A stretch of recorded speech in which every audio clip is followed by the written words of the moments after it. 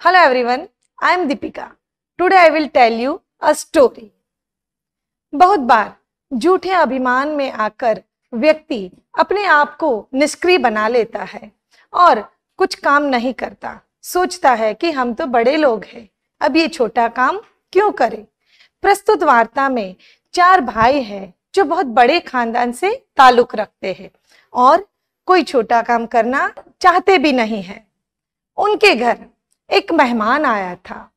वह मेहमान ने उनके आय का जो स्रोत था उसे नष्ट कर दिया ताकि बाहर निकल के कुछ काम कर सके। चारों भाइयों का जीवन एकदम से बदल गया। काका कालेलकर ने प्रस्तुत पाठ को निष्ठुर अनुकंपा नाम दिया है। किसी शहर में एक कुलीन परिवार रहता था। परिवार में 4 भाई थे। चारों भाई हुनरमंद और होशियार थे। उन लोगों की धन दौलत नष्ट हो गई थी, बर्बाद हो गई थी। वे लोग अपनी झूठी खानदानी इज्जत बचाने के लिए बाहर निकलकर कुछ काम नहीं कर रहे थे। खाने के लाले पड़ने लगे।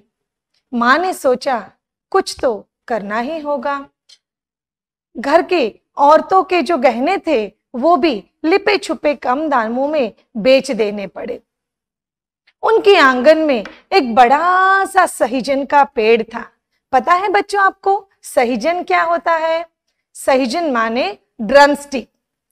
सहीजन के फलने का मौसम था। सहीजन पर बहुत ही लंबी लंबी और हरी हरी सहीजन की फलियां लगी हुई थी। हर रोज एक भाई रात के अंधेरे में सन्नाटा होता है तब पेड़ पर चढ़कर सहीजन की फलियां तोड़ता और रात के अंधेरे में एक कुंजड़िन आकर वह खरीद कर ले जाती। उन सबसे उन भाइयों का जीवन निर्वाह चलता था। दिवाली के बाद एक मेहमान आया।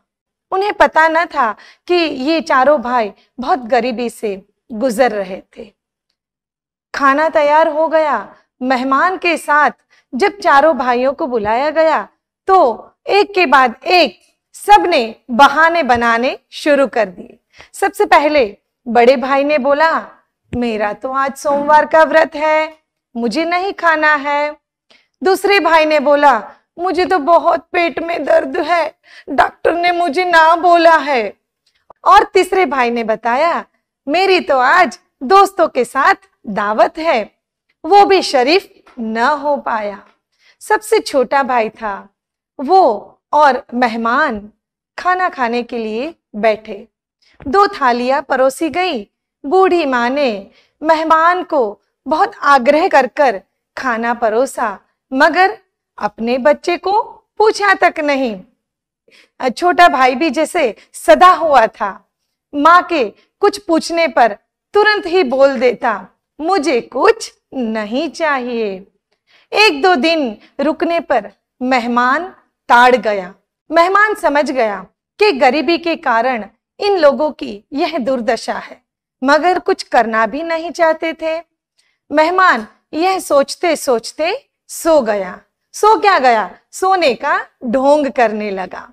देर रात 10 बजे के आसपास एक कुंजड़िन आई। बड़े भाई ने धीरे से बिल्ली के जैसे दबे पांव पेड़ पर चढ़कर सहीजन की ढेर सारी फलियां तोड़कर इकट्ठी की और कुंजड़िन को दे दी। कुंजड़िन को भाइयों की गरज पता थी। उनको पता था कि वे जो फलियां हैं सहीजन की वो मुझे ही बेचने वाले हैं। तो बुढ़िया ने ऐसा बताया कि बाजार में सहीजन की मांग कुछ कम हो गई है और मुझे भी इतना लाभ नहीं हो रहा है। कुंजड़िन के बोलने पर जो बड़ा भाई था उसने चुपके से बताया, धीरे से बोलो, बरामदे में मेहमान सो रहे हैं, जाग जाएंगे। कुंजड़िन को तो और मौका मिल गया और मौके का फायदा उठाकर कुंजड़िन ने और भी कम दाम दिए। बड़े भाई को लेना पड़ा, जो कुंजड़िन ने उसको पैसे दे दिए। बहुत कम दामों में उसने वो सहीजन की फलियां ले ली। चारों भाइयों के चारपाई से खर्राटे सुनाई देने लगे और जो मेहमान था वो तो जागता था। उन्हें पूरी परिस्थिति का ज्ञात हो गया और सोचने लगा कि झूठी शान और शौकत के लिए, यानी पुरखों की जो पुश्तैनी इज्जत बचाने के लिए ये चारों कुछ काम नहीं कर रहे हैं और यह एक सहीजन का पेड़ जो है उसके सहारे ही अपना जीवन गुजारा कर रहे हैं। इतने नौजवान होके भी कुछ काम नहीं करते हैं, सिर्फ उनकी इज्जत बचाने के लिए यह सहीजन के पेड़ के भरोसे अपना जीवन जी रहे हैं। जो मेहमान था वो दूरदर्शी था। उसने एकदम से एक निर्णय ले लिया और सोचा कि अगर मैं ये सहीजन का पेड़ काट दूं तो। उसने तुरंत अपने विचार को अंजाम दिया और धीरे से उठकर कोने में पड़ी एक कुल्हाड़ी ली और जो सहीजन का पेड़ था उसे सुबह होने से पहले ही काट दिया। पौ फटने से पहले मेहमान घर से निकल गया। सुबह होते ही देखा कि मेहमान बरामदे से गायब है और आंगन में सहीजन का पेड़ कटा हुआ पड़ा है। जैसे घर में कोई बुजुर्ग की मृत्यु होती है, इस तरह उन लोगों में मातम छा पड़ा। माँ बोली, अब क्या करेंगे? ये हमारा मेहमान नहीं, ये हमारा कोई पिछले जन्म का कोई दुश्मन है।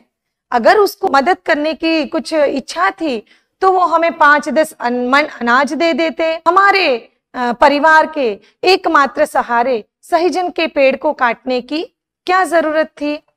तब जाके बड़े भाई ने माँ को धीरे से समझाया, माँ, जब तक हमारा बस चलता था तब तक हमने हमारे पुरखों की इज्जत बचाई, तकलीफें सही, मगर किसी से मदद की मांग न की।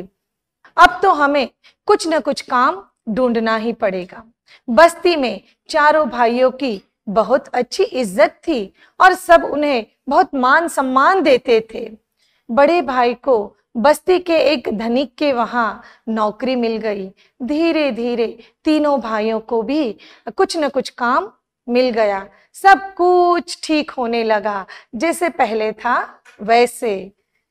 ठीक 1 साल बाद, दिवाली के बाद, वह मेहमान वापस उनके घर आया और उसने कबूल किया कि हाँ, आपके आंगन का जो सहीजन का पेड़ था वो मैंने ही काटा था। उनकी माँ को वह जो कृत्य था, निष्ठुर अनुकंपा थी, वो समझ में आ गई। मेहमान ने बताया कि वो पेड़ काटने का कोई गलत इरादा न था, इसके पीछे मेरी एक निष्ठुर अनुकंपा थी। जब मेहमान जाते थे तो चारों भाइयों ने कहा कि उस दिन आपने जो सहीजन का पेड़ नहीं काटा, मानो हमारी बदकिस्मती को काटकर फेंक दिया। अगर उस दिन आप हम पर तरस खाकर 5-10 मन अनाज दे देते तो हम और भी बुज़दिल बन जाते। आज हम जो कुछ भी है वह सिर्फ आपकी बदौलत है। देखा ना बच्चों, जीवन में कोई काम छोटा या बड़ा नहीं होता है। जो समय है वह अपना काम करता है और हमें समय के साथ चलना रहता है।